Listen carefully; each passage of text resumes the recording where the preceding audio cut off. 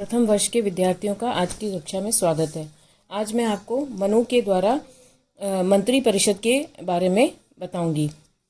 मनु ने मंत्री परिषद को राज्य कार्य को सुचारू रूप से चलाने के लिए बहुत अनिवार्य माना है।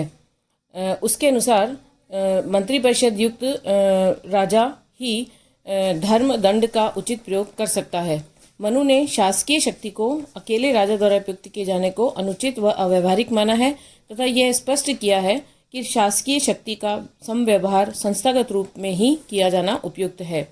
मंत्री परिषद की महत्ता को बताते हुए मनुस्मृति में कहा गया है कि सहज कार्यों को करने के लिए भी व्यक्ति के लिए सहायकों का होना आवश्यक है।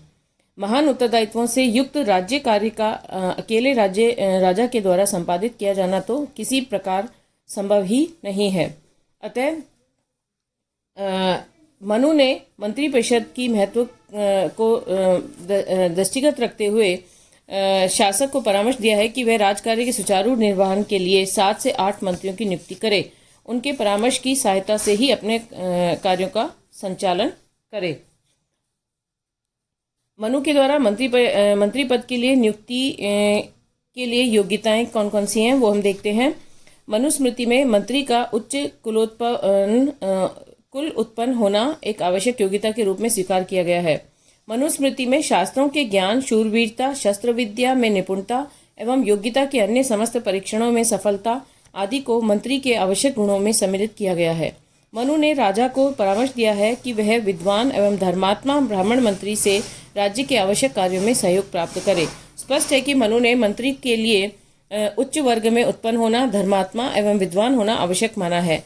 मनु ने शूद्र को मंत्री पद पर नियुक्त के लिए सर्वथा अयोग्य माना है तथा व्यक्त किया है कि यदि शूद्र अपनी योग्यताओं आदि के आधार पर मंत्री पद पर नियुक्ति के लिए उपयुक्त भी प्रतीत हो तो भी उसे मंत्री नहीं बनाया जाना चाहिए। इस संदर्भ में शूद्रों के प्रति भेदभाव का मनु ने कोई तर्कसंगत कारण भी प्रस्तुत नहीं किया है।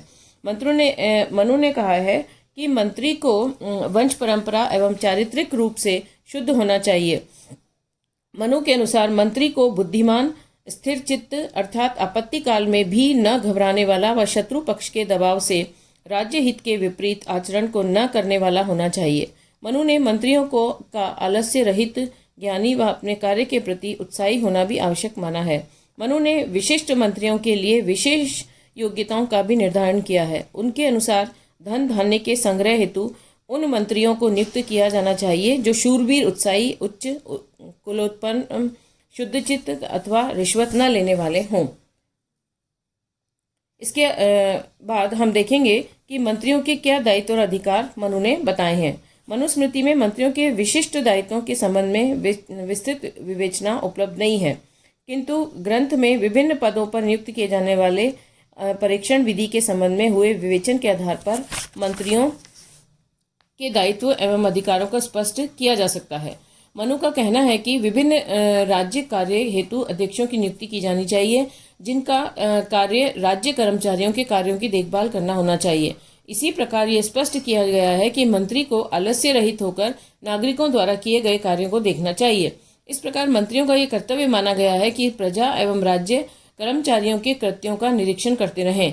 ग्रंथ में एक प्रसंग में कहा गया है कि मंत्री सहित जिस राजा के राज्य करते हुए राज्य में चोरों आदि से प्रजा अपहृत होती है वह राजा मरा हुआ है, क्योंकि राजा को प्रजा का रक्षक माना गया है।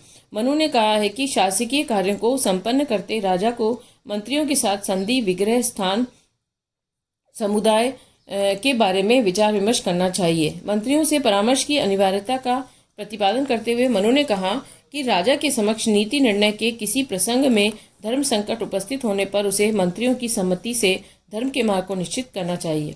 मनु ने दूसरे राष्ट्रों में दूतों की नियुक्ति, भेजे गए गुप्तचरों एवं दूतों के कार्यों के निरीक्षण इत्यादि कार्यों में शासक को मंत्रियों से मंत्रणा करने का परामर्श दिया है तथा मंत्रियों का यह दायित्व माना है कि वे उपयुक्त विषयों पर शासक को उपयुक्त परामर्श दें।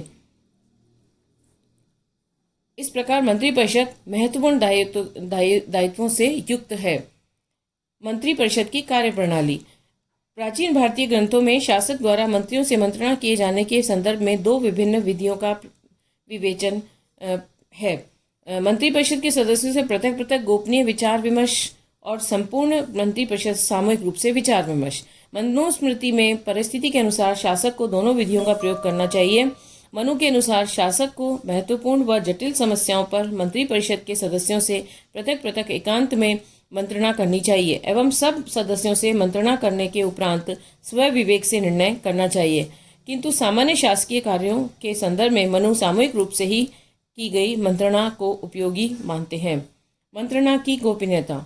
मनु ने मंत्र की गोपनीयता की आवश्यकता पर विशेष बल दिया है। इस संदर्भ में मनुस्मृति में मंत्रणा के लिए उपयुक्त स्थल, मंत्रणा का समय व आवश्यक परिस्थितियों का स्पष्ट विवेचन किया गया है।